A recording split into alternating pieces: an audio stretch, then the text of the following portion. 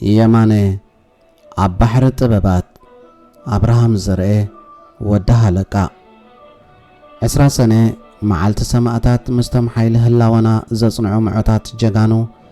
በመንፈስ እናተራኸብና ከም በሓድሽ ነፍስና ከም እንፈትሽ እትገብረና ረዛን ዕለትያ ህዝቢ ኤርትራ ወርቃዊ ናጽነቱ ንምርግጋጽን ልዑላውነት ንመውሓስን ዝኸፈሎ መስዋዕቲ መዳርግታ አልቦዩ ብሉጻት ጀጋኑ እናዘከረ ዘኽብራ ዕዝስቲ ዕለት ከኣንበር እዛ ዕለት እዚኣ ድማ መብጽዑኡ እናሓደሰ ሃነጽቲ ሓሳባት እናሃንደሰ ሕድሪ ሰማዕታቱ ብልምዓት ዝድብሰላ ክብርቲ ሃገራዊት ዕለት እያ። ስለዚ ድማ እዩ ህዝብና ነዛ ዕለት ብዝተፈላለዩ ዘደንቁን ዘድምቁን ትርጉም ዘለዎም ባህላዊ መሳነዶታትን ማእተታዊ ንጥፈታትን ወዲቡ ብዓብ ክብሪ በዓሉ ዘማዕርግ ምኽባር ዛዕለት ምኽባር ሰማዕታትና ስለ ዝኾነ ንዝኽርን ክብርን ቶም ህይወቶም በጅዮም ህይወትና ዘስረሩ ሰማዕታት ንኽብሮም ሓያሎ ዜማታት ተቃኒን ተዘይሙን እዩ ግጥሚ ተሓዲሙሎም ንመስኦም ዝበቅዕ ማሰን ድርሳንን ተደርጊሕሎም ልቢ ዝሰርቕ ዜማታት ተቃሊሕሎም ነናሻ ዓብ ከበሮ እዝንኻ ሰሚዕካዮም ዘይምነው ብዛዕባ ውዕሎታቶም ዝገልጽ ትረኻታት ተተንቲንሎም ብቕንያቱ ዱዓን እግዚኦታን ጸሎተ ፍትሓት ነፍሲ ይግበረሎም ኮታ ንሰማዕታትና ዘይግበር ንጥፈታት የለን ኩሉ ሰብ በቲ ዝኽእሎን ዝውንኖን ነገራት ንሕድሪ ሰማዕታት ይፍጽምን ቃሉ ድማ ደጊሙ ይሕድስን ኣብ ኩሉ ቁርንዓት ዓለም ዝርከብ ህዝቢ ኤርትራ ኣብ ዝሓለፈ ወርሒ ልደት በዓል ናጽነቱ ብድምቀት ይጸንቢሉ ኣብዛ ወርሒ ዕልልታን እምብልታን ከበሮን ዝላን ጓይላን የድህዩ ደስታን ፌስታን ዓሲሉ ዝተሓብአ ከበሮ ሃሚሙ መቑሕ ተሰቢሩ ከርከባን ግፍዕታትን ኣብቂዑ ሽታ ሽላንን ሰላምን ውን ሃጊጉ ኣይህ ዝናብ ቦምብ ብማይ ኣባጅጎ ተተኪኡ ዓሻ ድነሞት ኣብቂዑ ኤርትራዊ ሰብ ከም ሕሱም ብፍስሓ ተወንጂሩ ኮታ ፀሓይና በጣዕጣዕ ኢሉ በሪቑ ዝቓደረ መሬት ጎላጉልናን ጎቦታትናን ሳዕርን ኣቝጽልትን ዕምባባታትን ጽገን ዳግም ህይወት መሊሶም ኣብ ግዜ ወቕቶም ግጥም ክብሉ ጀሚሮም ማዕበል ባሕሪ ሃዲኡ ኣባይ ርዑኡ ጠቕሊሉ ጠፊኡ ሃሱስ ግዜ ጠሊምዎ ተቓሊዑ ሽሻይ ሓርነትና ድማ ጐሲዑ እዚ ኩሉ ሳላቶም ኣብ ጽንኩር ዝስውዱ ሰማዕታትና ዝተረኸበ ኒሻን ክብሪ እዩ ህዝብን ሰራዊትን ኤርትራ ነዛ ክብርቲ ዕለት ሕሉፈይ ንጽፈይ ኢሉ ብዓብ ክብርን ብኽብ ዝበለ ማዕርግን ከብዕላን ከሎ ድማ ዓብ መልእኽትን ትርጉምን ኣለዎ ምኽንያቱ ናጽነት ብዋጋኣ ኣላፍ ትንፋስ ስለ ዝተረኽበት ክቡር ነገር ንኽትረክብ ክቡር ነገር ክትከፍል ኣለካ ብሓጺሩ ናጽነት መስዋዕቲ ዝሓትት መስዋዕቲ ብመስዋዕቱ ነታ መተካእታት ዘይብላ ህይወት ትኸፍል እዚ መስዋዕቲ እዚ ክብደቱን ምረቱን ሓይሉን ዕምቆቱን መንፈሱን ርዝነቱን ክትልክዕ ብቓላት ክትገልጾ ይትኽእልን ንርዝነትን መስዋዕትን ገድልን ንምግላጽ በብእዋኑ ብዙሓት ሃገራውያን ደርፍታት ፍርዮምን ይፈርዩን ኣለዉ ካብቶም ነዚ ንገልጾ ዘለና ክቡር መስዋዕቲ ዝገልጹ ሃገራውያን ደርፍታትና ኣብዚ ስዋዓትና ብሓባር ንዝክረሉ ዘለና ቅንያት 20 ሰነ ድማ ካብተን ንዝኽሪ ሰማዕታትና ተባሂለን ዝተሓደማ ባሕሪ ጥበባት ናይ ገዲም ድምፃዊ የማነ ገብረ ሚካኤል ባርያ ነታ ሰገናይ እትብል ንኽብሪ ጀጋኑና ዝደረሳን ዝወፈያን ምዝካር ይከኣል ንሱ ኣብ መእተዊ ናይዛ ደርፊ ከምዚ ብምባል እዩ ዝጅምር ሰገናይ ነዊሕ ክሳዳ ስጉሚ ርግቢት ቆንጆ ኣካይዳ ተጻዋሪት ሽግር ዘይኽብዳ ሓብሩኒ ሓብሩንንዶ ናበያ ኸይዳ ምልምለይ ሕብሩ ከደራይ በዓል ድርብ ሓሞት ጐልጐል ዓራዳይ ሓላይዩ ነይሩ ውዒሉ ምሳይ ኣበይ ኣበለ ኣበይ ከይዱ ትብጻይ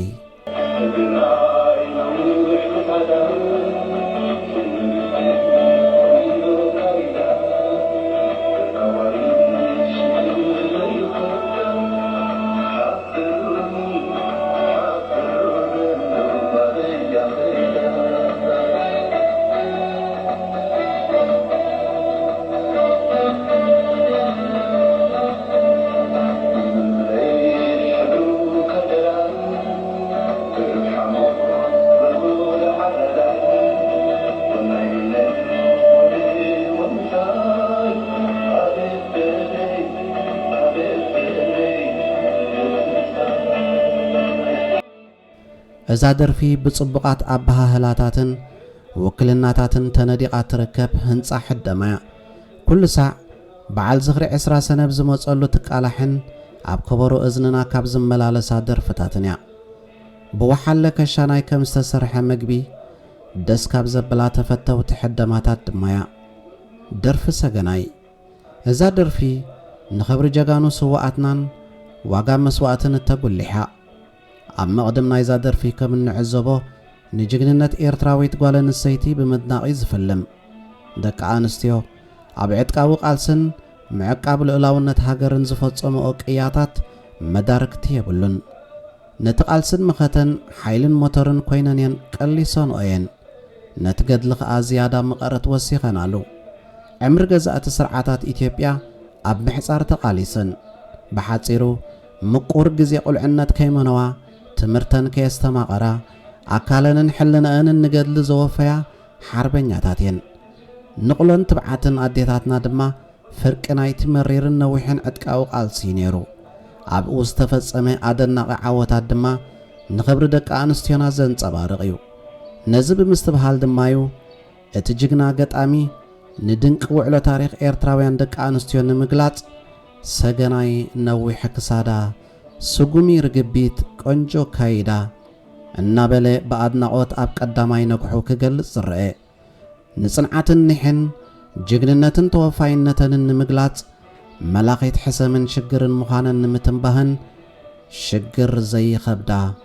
ይድርብ ብተወሳኺ ኣብ ዝግራት ግጥሚ ሰገናይ ነዊሕ ክሳዳ ርግቢት ቆንጆ ካይዳ ዝብል ውክልናታት ንመሸከልን ጽባቕን ናይታ ዕድመ ዘይጸገበት ስውእቲ ክገልጽ ይርአ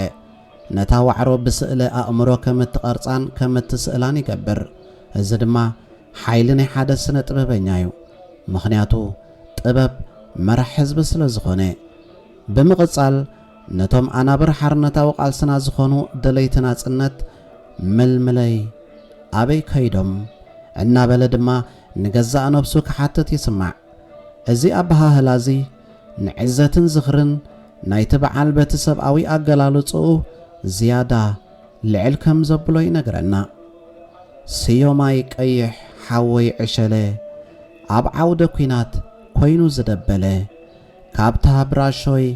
ዝተኻፈለ ቃል ዘእተወኒ ከይንፈላለ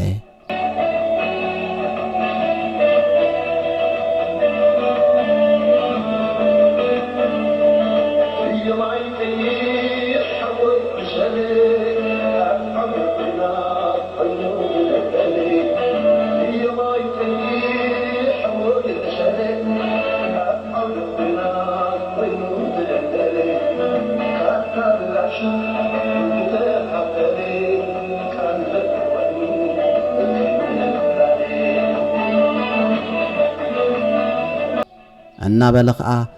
ኣድናቖት ብኣድናቖት እናመላለሰ ንኽብሪ ስውእቲ ጥርዚ ኸብጽሖ ይርአ ንጽንዓትን ትብዓትን ቅያን ጅግንነትን ማህደር ውዕሎ ተጋዳላይ ኣጣሚሩ ድማ ንእስነቱ እናዘከረ ንቆራጽነትን ተወፋይነቱን የጉልሕ ሕሰም ስቅያትን ዓውደ ውግኣትን እናገለጸ ናጽነት ንምርካብ ዝተኻየደ ጉዕዞን ዝሓተተ ሓሞትን ኣብ ውሽጢ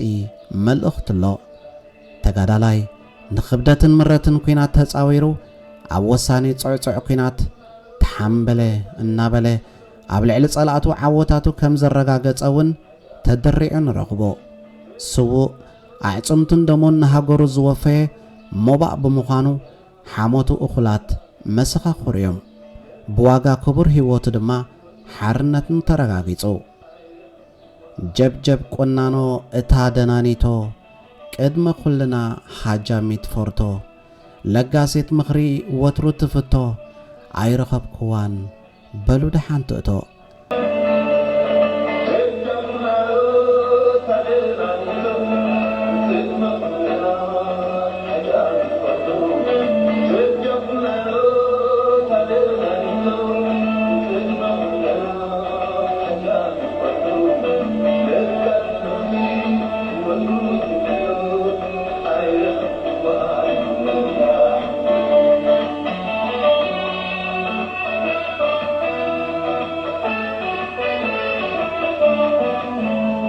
ንጽንዓት ኤርትራዊት ጓል ኣንስተይቲ ኣብዚ ሕጂ እዋን እዝንትን ኢልካ ክትንትና ብትፍትነሉ እዋን ኪንዮ ክብደት ካልእ መዐየሪ ኣይትረኽበሉን ምብልሻው ቃላት ጥራሕ እዩ ኤርትራዊት ጓል ኣንስተይቲ ንጸላኢ ጥራሕ ኣይኮነትን ስዒራ ንጭኮናን ድሑር ባህልን እምነትን ንጉጉይ ኣረኣእያታት ሕብረተሰብና ሰኒፋ በሎኽ ዝበለት ኮኸብያ ጅግንነታ መስፈሪ ይርከቦን ሳላ ተጻዋርነታን ትብዓታን ሓይላን ብልሓን ማዕርነታን ክብረታን ብማዕረ ዘረጋገጸት ፍሊት ፍጥረት እያ ብፍላይ ኤርትራዊት ኣደ ብኹለንተናዊ ትዕግስታን ሓልዮታን እትህልለ ፍጥርቲ እያ ካብ ጎድኒ ብፆታ ፈልከትን ከይበለት ትብዓት ዝሕላገታ ፍጥርቲ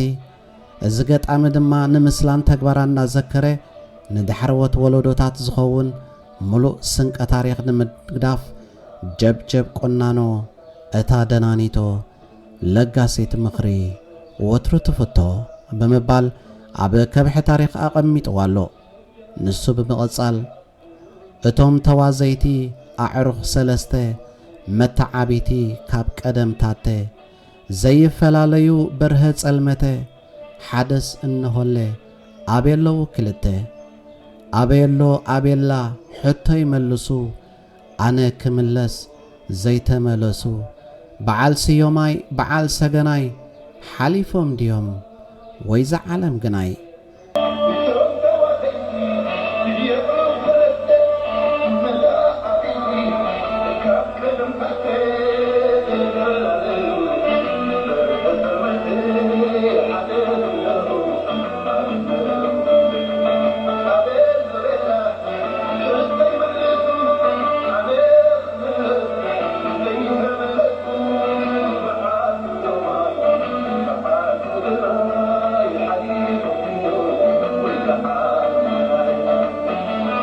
ኣብዘን ተኸታተልቲ ተጠቒሰን ዘለዋ ቃጽዖ ማይ ቤታት እንተደኣ ርኢና ካብቶም ሰለስተ እቶም ክልተ ገንሸል ሓርነት ምዃን ጥዋፍ ናጽነትና ከም ዝኾኑ ይጠቅስ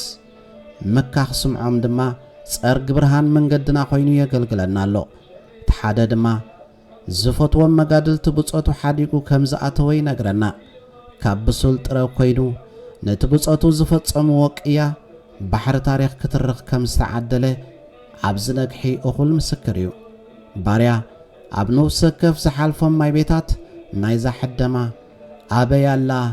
ኣበያሎ እናበለ ሕቶ ብጾት ስውኣት ብንፍቕ ንሓፋሽ ክሓትትን ከጣይቕን ይርአ ነታ ኣብ ሓደ እዋን ናብ ሲኦል እትቕየር ዓለም ብምግንዛብ ድማ ግናይ እናበለ ዘይዕግበቱ ክገልጸላ ይስማዕ ኣንታ በዓል ዝና ዝወዓልካ ናብኡ ናበይ ደኣበለ ዘይተመልሰ ገዝኡ ዝተሃንጠ ኩሉ ግንባሩ ክስዕሞ ምሳኻ ዘይመፀ ሓቂፈ ክስዕሞ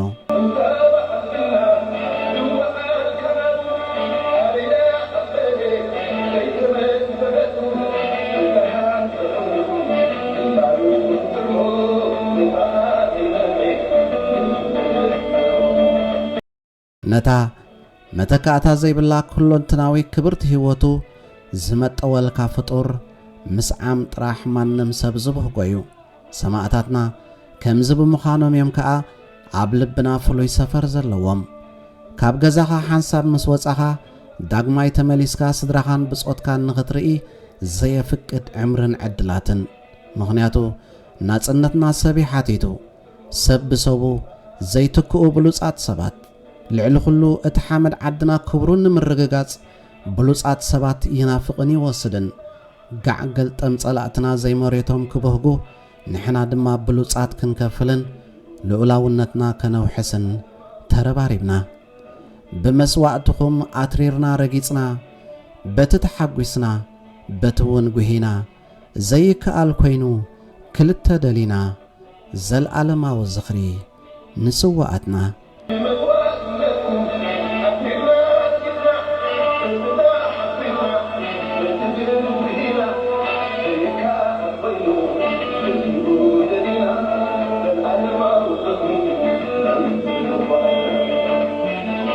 ኣብዚ ምስሊ ንዕዘብ እዚ ስነ ጥበበኛ ሓደ ብልጫ ከርእየና እንከሎ ነስተብህል ጥበብ ኣነዳድቓን ትርጉምን ዘለዓሎ ቀንዲ ዛዕባ ሕደምኡ እቲ ዘንቆሎ ምስቲ መዛዘሚ ክጠምሮ ይርአ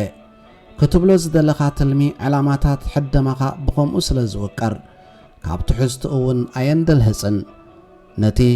أبي مأتوي زانتا سماعتاتنا بفولي بهالاتاتن أقلالتاتاتن زلعالو زعبا زل علماو الزخري نسواتنا أبزلو وسفر يقصنو بزبل دمدم حسابية تقالل ازي كمز عين الطبب أبترا زربا زي كونس بزحا سنة طببنياتات أب حدماوي طبباتهم كتقوملهم يرأيهم ازي خا نتسنة طبب زستمقر حفاش بقليلو نخردقو حقا زيو أبز عالم دليتات دك سب أزي بزحيو كمز حسب كايون كمز بها كايون جن أيكونن هيوت ناتا من قد اللواء كم تنفسي هردم تساوي أبراهام أفورك أزبالو كمز حسب كايو زي كونه كمز خون الكامبر إلو نيرو أبحان تحدمو هياب سماعتاتنا زخونتنا تسند دما بجنزب النواين نايتلكعن كلو أب قدمي هيوت زسرع يلن كانت أمنتن بلاشنيو سماعتاتنا دما نزنبارك كبرن هيابن حاديقو ملنايام حليفهم سالوم عدل ديلنا رقيتنا سماعتاتنا وطرو يزاكورن بلمعات يدبسن عوات نحفاش